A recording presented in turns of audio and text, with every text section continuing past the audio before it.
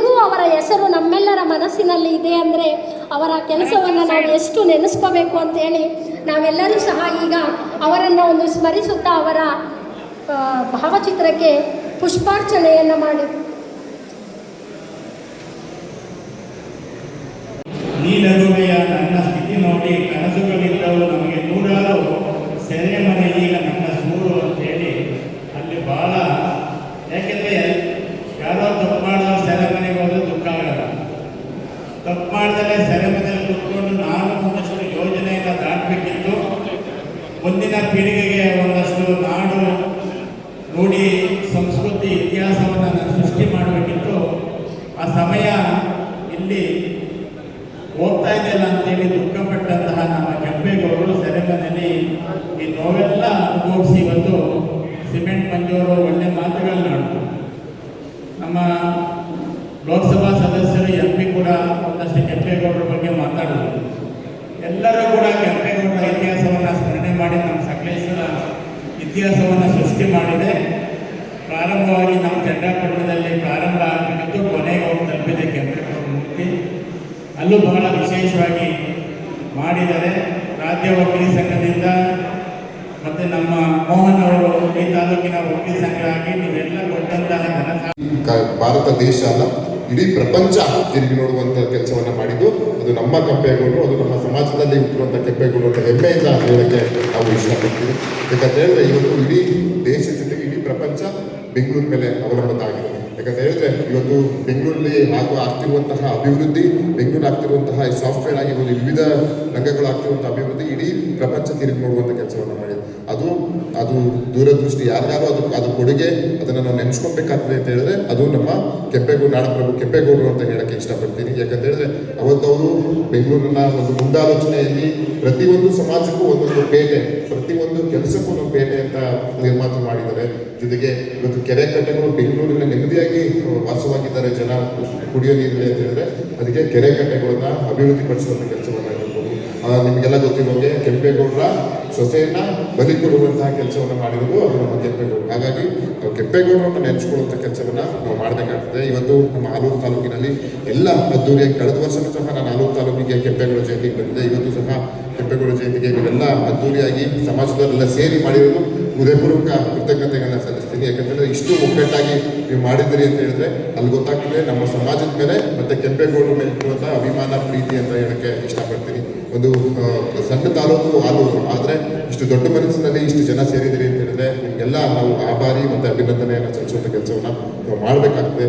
ಇದೇ ರೀತಿ ಜಿಲ್ಲೆಯಲ್ಲೆಲ್ಲ ಎಲ್ಲ ಕಡೆ ಅದ್ದೂರಿಯಾದಂಥ ಕೆಂಪೇಗೌಡ ಜಯಂತಿಯನ್ನು ಪರಮ ಪೂಜ್ಯ ಗುರುಗಳ ಸಾನ್ನಿಧ್ಯದಲ್ಲಿ ನಡೀತಾ ಇದೆ. ಮೊನ್ನೆ ಹಾಸನದಲ್ಲೂ ಅದ್ದೂರಿಯಾದಂಥ ಒಂದು ಕಾರ್ಯಕ್ರಮವನ್ನು ಮಾಡಿದರು. ಒಂದು ಪ್ರತೀತಿ ಏನಂತ ಹೇಳಿದ್ರೆ ಪ್ರತಿ ವರ್ಷ ಅದ್ದೂರಿಯಾಗಿ ನಮ್ಮ ಆಲೂರು ತಾಲೂಕಿನಲ್ಲಿ ಮಾಡ್ತಿದ್ದಾರೆ. ನಮ್ಮ ಅಧ್ಯಕ್ಷರಾದ MP ಮೋಹನ್ ಅವರ ನೇತೃತ್ವದಲ್ಲಿ ಖಂಡಿತವಾಗಿ ಇದೇ ಒಗ್ಗಟ್ಟು ಶಕ್ತಿ ಮುಂದಿನ ದಿನಗಳು ನಡ್ಕೊಂಡು ಹೋಗಿ ಅಂತ ಭಾವಿಸ್ತಾ ಕೆಲಸಗಳು ಮಾತಾಡ್ತವೆ, ಮಾತುಗಳು ಮಾತಾಡಲ್ಲ. ಯಾಕೆ ಅಂತ ಹೇಳಿದ್ರೆ 500 ವರ್ಷಗಳ ಹಿಂದೆ ಬೆಂಗಳೂರು ಹೇಗಿರಬೇಕು, ವ್ಯಾಪಾರ ಮಾಡೋರಿಗೆ ಯಾವ್ಯಾವ ಏರಿಯಾವನ್ನ ಮೀಸಲಿಡಬೇಕು, ಕೆರೆ ಕಟ್ಟೆಗಳನ್ನ ಯಾವ ರೀತಿ ಕಟ್ಟಬೇಕು, ಒಂದು ಹಳ್ಳಿ 500 ವರ್ಷದ ಮುಂದೆ ಹೇಗಿರಬೇಕು ಅಂತಕ್ಕಂಥ ಮುಂದಾಲೋಚನೆಯಿಂದ ಇಡೀ ಏಷ್ಯಾದಲ್ಲಿ ಎಲೆಕ್ಟ್ರಾನಿಕ್ ಸಿಟಿ ಅಂತಕ್ಕಂಥ ಕರೀತಕ್ಕಂಥ ಬೆಂಗಳೂರಿನ ನಿರ್ಮಾತಕರು ಕೆಂಪೇಗೌಡರು.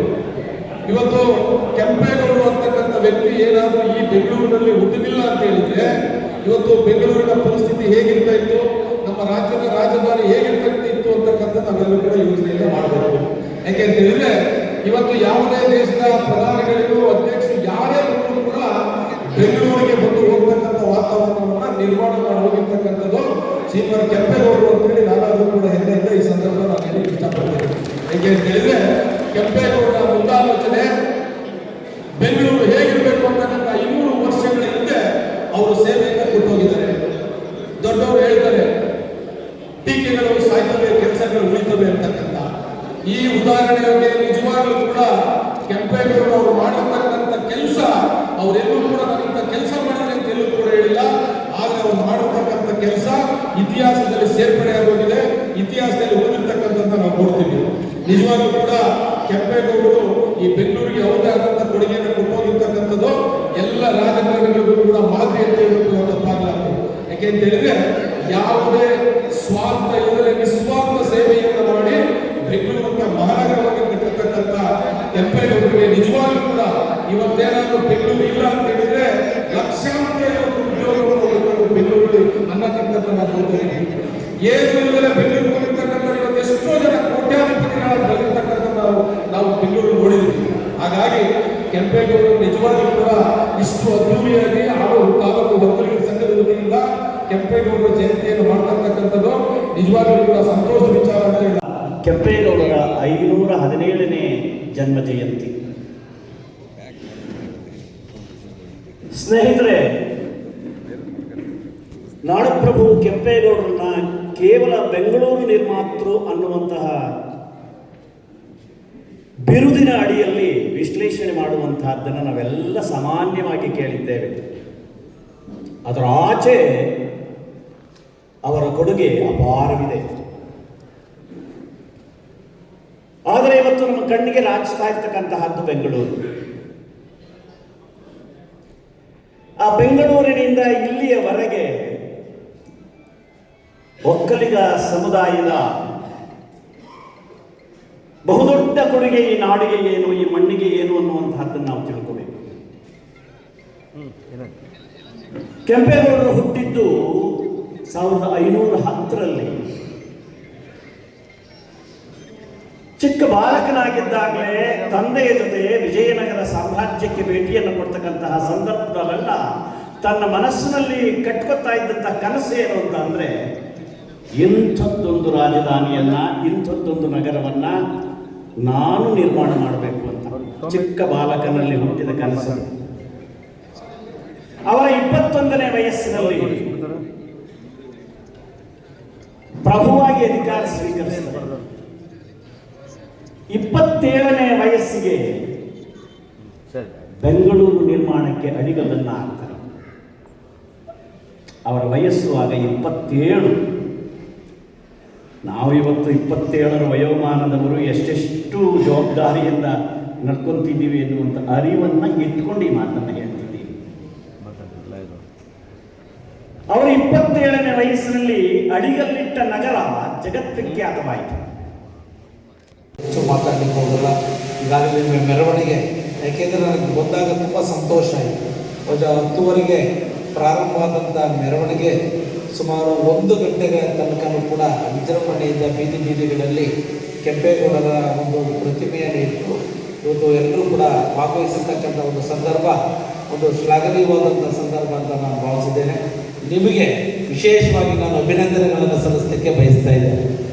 ಇಂಥ ಕಾರ್ಯಕ್ರಮಗಳು ಸಾಮಾನ್ಯವಾಗಿ ನಾನು ಅಂದ್ರಾಗಲ್ಲ, ನಾವು ಅಂದರೆ ಮಾತ್ರ ಸಾಧ್ಯ. ಅಂಥ ಸಂಘಟನೆಗೆ ಇವತ್ತು ಹಲವು ಸಾಕ್ಷಿಯಾಗಿದೆ ಅಂತಕ್ಕಂಥ ಮಾತನ್ನು ಕೂಡ ನಾನು ಈ ಸಂದರ್ಭದಲ್ಲಿ ಹೇಳಿ, ಇವತ್ತು ನಾಡಪ್ರಭು ಕೆಂಪೇಗೌಡರ ದಿನಾಚರಣೆ ನಾಡಿನೆಲ್ಲೆಡೆ, ಇವತ್ತು ದೇಶದ ನಾನಾ ಕಡೆ, ಇವತ್ತು ಪ್ರಪಂಚದ ಅಮೇರಿಕಾದಂಥ ದೇಶದಲ್ಲೂ ಕೂಡ ಆಚರಣೆ ಮಾಡ್ತಾ ಇರುವಂಥ ಸಂದರ್ಭದಲ್ಲಿ ನಮ್ಮ ಆಲೂರಿನಲ್ಲಿ ವಿಶೇಷವಾದಂಥ ರೀತಿಯಲ್ಲಿ ಅರ್ಥಪೂರ್ಣವಾಗಿ ಆಯೋಜನೆ ಮಾಡಿದ್ದೀರಿ.